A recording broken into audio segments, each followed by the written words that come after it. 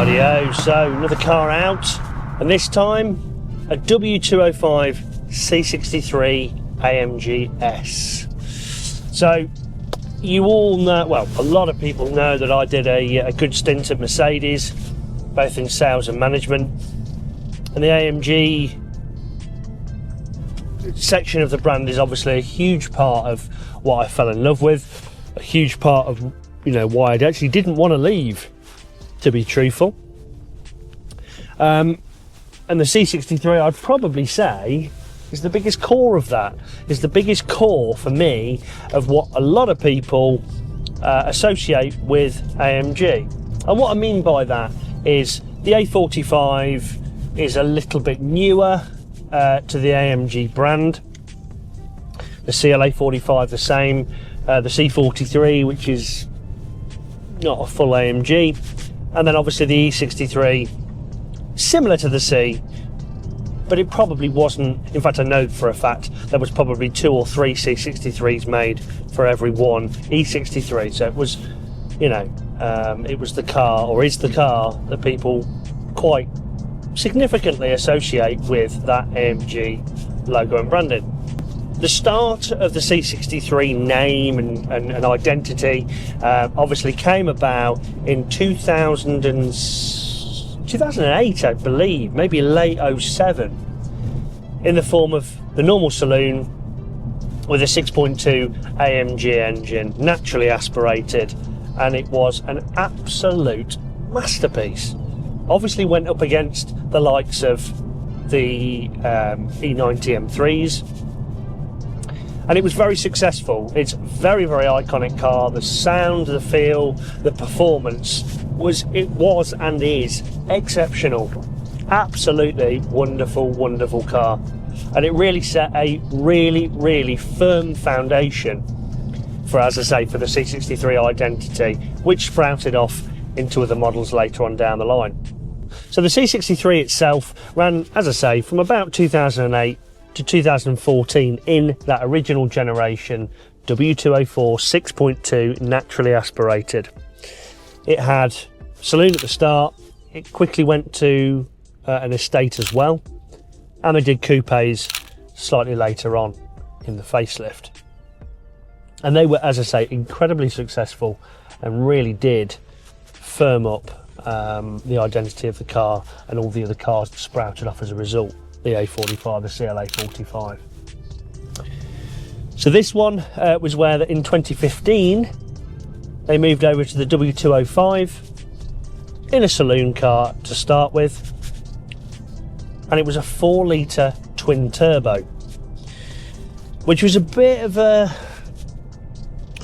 difference, really. I think a lot of people that really, me included, to be fair, the people that really like the C63 for its German version of American muscle, we're probably a bit upset by it. You generally don't get the same kind of feel and vibe and noise and things as a naturally aspirated car when you move over to forced induction turbos and supercharged and stuff. You get other characteristics, but ultimately it's not the same. So it was a big difference, but I think the more people drove them, they realised that it was actually a very, very clever platform, because it wasn't like most turbo cars where you get a very, very a big lack of feel, with massive hammer blows of torque low down and very little finesse up top.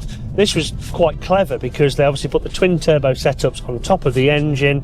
They weren't huge big turbos with lots of lag, so when it came in it was one big thing, so it became a very linear power curve.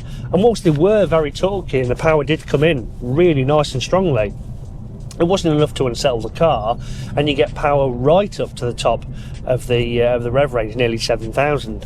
So when the W205 came out, as I say, it was in the saloon, very quickly moved to the estate after 6 months, and eventually the coupe in early 16 and the cabriolet in 17, which I was very lucky to be a part of when I was at Mercedes. It does hold a very special place in my heart. It is a wonderful car and a wonderful platform for so many reasons. The standard car produces 469 horsepower, which is absolutely more than enough It really is. As I say, the platform holds the road fantastically well. The drivetrain, everything is wonderful. But the AMG S just made it that little bit sharper. The S gave you a little bit more power, it took you to 503 horsepower. Again, the same, limited to 155 miles an hour, unless you went for the drivers or the performance packages. But what you did get on top of that was slightly bigger brakes indicated by red calipers, which in fairness did make a big difference when you were pushing on. You got a mechanical, proper limited slip differential rather than an open diff controlled by electronics called an e-diff, which it was very good, but this is just that little bit sharper. The majority of the suspension and everything else was all the same, but you did get the interior differences as well. So you got these wonderful two-piece bucket seats. You got the base and the back, as opposed to in the standard car where you got base, back and separate headrest, which wasn't as hugging. They were still lovely, but they were more indicative of a standard AMG line model rather than the full bucket seats that you want from that kind of car. Some geeky little bits of features on the C63. What they did give you as standard is they gave you command navigation, which was a flat, bigger screen with a faster processor for the navigation, and it was Mercedes maps, not Garmin maps even. You also got memory seats as standard, again something that's followed right from day one on the C63 platform, so they kept with that. And then what they did was gave you the option of having a premium package, and the premium package gave you three things predominantly: keyless entry with keyless start, a panoramic roof, and Burmester surround sound stereo system, which is an absolute must. I must be honest, I'm convinced that Mercedes, in the standard cars, they deliberately make the standard speakers sound like someone smacking a baked bean tin with a spoon when the bass kicks in, as opposed to when the Burmester, it sounds like a fine-tuned musical studio. On the coupes and the cabriolets, never really sure why they did this, but they made the AMG switchable performance exhaust a standard feature, which is a button which can be manually overridden to open or close the exhaust. And obviously, depending on what driving mode you're in, it will control that automatically itself as well, but you can override it. Nice feature. Whereas on the saloons in the estates, it was an expensive option of £1,833 plus the VAT. I do remember very specifically specifying it on our demonstrator car. So the coupe did give you those, and the cabriolets did give you the extra little bits, which is obviously why I'm mentioning it with this car. This particular one has lots of factory extras, all the bits that I would want. It's got intelligent lighting system, which brings the headlights up, across and swivel down country lanes in the dark, and if you have it on auto, as I say, it will put the beam up and down for oncoming traffic without you having to do it yourself, and it can illuminate individually things off to the left whilst not blinding people on the right hand side. It is an incredibly clever system, I must say. The first time I drove on an E-Class, it is sensational when you're going down an unfamiliar road in bad conditions in the dark that's completely unlit. Perhaps the cat's eyes are a bit dirty or not visible, and it does make one hell of a difference. It really does. It's so confidence inspiring. On top of that, we've got the must-have night package and forged wheels on the car as well. So you've got forged wheels being a stronger style of wheel, and it depicts the style. So this comes with almost like a spider design in the likes of like Porsche. And these particular ones are a diamond cut edge with a satin black centre, which I think is the one to have. They did do a full diamond cut one as well, which was a diamond cut face throughout and a grey insert, which also looks very classy, but this one for me just looks that little bit more sporty. The night package essentially dechromes the majority of the car. So it dechromes all the window trims, so you get black window trims on there. You get contrast mirrors, so no matter what colour the car is, you get black mirrors. And that theme follows onto little other cue points around the car, the grills, the lowers and things like that. What it doesn't give you a standard, from what a lot of people think is a car that's been made to look like a night package, because it doesn't have black top door handles. Well, none of the C63 range or the E-Class or the CLA or the A or whatever, none of them had black top handles from factory. It was not an option. If you had the premium pack, you had keyless entry, and keyless entry is depicted on a Mercedes by chrome top door handles every time. Always has been, and to my knowledge still is and still will be continuing into the future.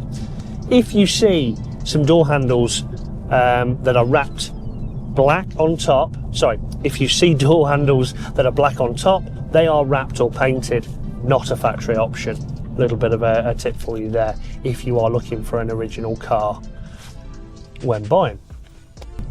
And to top all of that off, this particular one is finished in one of my favourite colours to ever come on the palette, the standard metallic colour palette of the W205 range, which is brilliant blue. That's a UK name. It was different abroad and even in Jersey and Guernsey and the likes of, and I can't remember what it was, but it was a UK name, brilliant blue. And these seats as well are black Napa leather with a porcelain suede detail on it, and with porcelain stitching, which is really classy, but really practical. You've not got all the impractical centre zone seats in ivory or red, where they do unfortunately absorb a lot of the dye out of the jeans and such like, and they do wear much worse, much more quickly, and look tatty. In my opinion, the C63 platform, the W205 across the range, whether it be saloon, coupe, estate or cabriolet, is so much better than the F80 platform M3 and M4 for lots of reasons. It's probably not quite as pinpoint perfect from a chassis perspective. I think if you got them on track, I think the F80 platform would be a little bit sharper in a few places. Is that necessarily something that most people want for the road? I don't think so. I think these are a little bit more compliant, a little bit more comfortable. I think they feel more special. They certainly made a lot less of them deliberately to keep them more special. The F80s are cheaper cars now. You will get more bang for your buck. But is that what you want? Is that a car that you want to have when you're spending £30,000-40,000? Do you not want it to be a little bit more rare? Because I do. I would want something that is just not seen as often. Okay, I know that everybody knows what these are, and most people will be able to identify them, you know, the drop of a hat, no problem. But an M4 and an M3, you just see them absolutely everywhere. And I really, if you're going to go for a coupe, so you have to go for an M4, I really don't think the M4s are a pretty car at all. Personal opinion. And again, I'm sure there's going to be lots of criticism in that and say that they're better looking than these. But, you know, these for me, you got wider arches, they're an awful lot lower. They're significantly different to a normal C-Class. They look so different, especially inside. The seating, the wheel, some of the dash identification stuff. And a little known fact on this is that the whole front end of a W205 is actually 3 inches longer than a normal C-Class, which I'm not saying that's why you buy a car like this, but everything's so different, so you can't replace panels off this onto another one and vice versa. You know, they are properly thought about cars. They were really well engineered with some of the best engineers in the world, and I'm not saying for a second that BMW aren't, because they are, but for me these were just made to be that little bit more emotional to drive, to feel. This feels more special to get in than an F80 of an equivalent age by a long way. I think it's ultimately how it makes you feel, and everybody's going to have different opinions. But I think if anybody hasn't driven one of these, and if anybody is absolutely adamant that this is not as good as an F80, I would strongly encourage someone to have a long go out and test drive in one, because I think if you drove them back to back on the roads for fun factor and everything else, this is where you want to be, in my opinion.